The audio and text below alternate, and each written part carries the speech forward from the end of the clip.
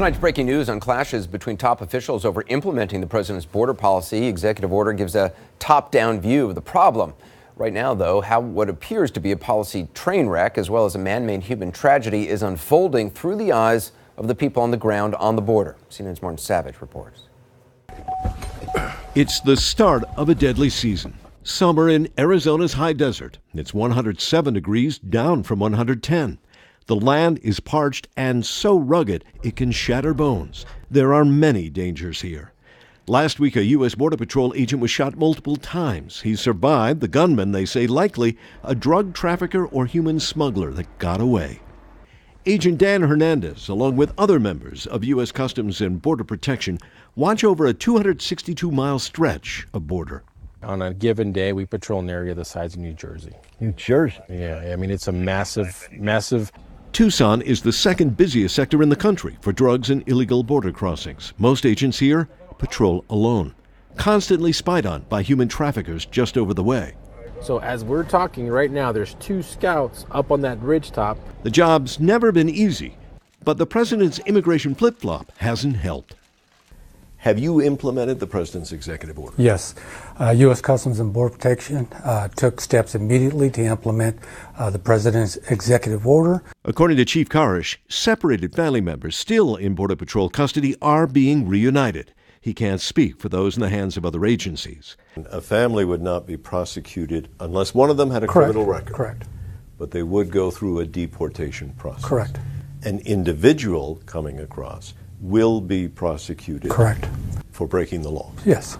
But what about the president's argument the heartbreaking policy was a deterrent to prevent others from crossing illegally? With the implementation of zero tolerance, have you seen a decline in those numbers then? Our numbers have remained steady, but we also haven't been doing this long enough. Little to no impact to border crossings, but the damage to the Border Patrol's public image may be immense. From the pictures of horrified children to their recorded cries in detention. When you saw those pictures, when you heard that audio, what were you thinking? The picture of the children crying. Correct. I mean, it's something that we've seen in the past. In 32 years, I've seen a lot of those situations up and down the border. So, I mean, it is something. It is something that goes at your heart. Rank-and-file agents tell me they worry the public will continue to blame them for a president's failed policy.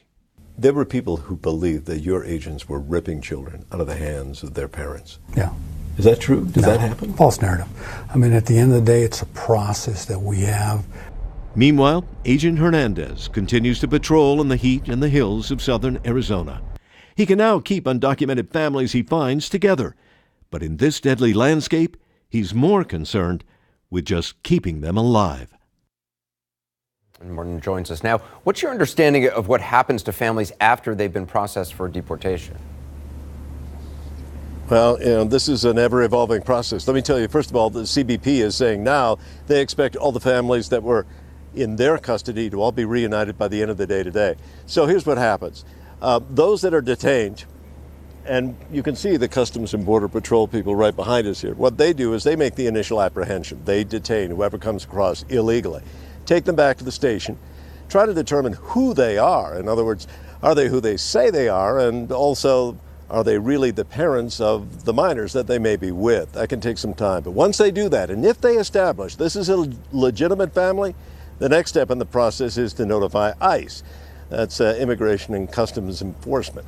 And for that process, they come, collect them, and take them over to their world. And that's where the real deportation process goes. Could be 2 directions.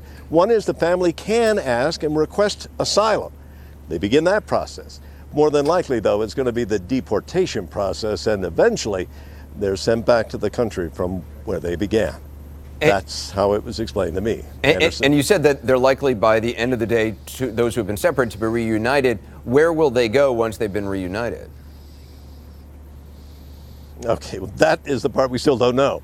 There are a lot of holes. When I asked where will they go and what time frame, they couldn't say. We only learned they're going to be reunited just a short while ago. When I asked earlier today, they had no idea. Every hour, it changes.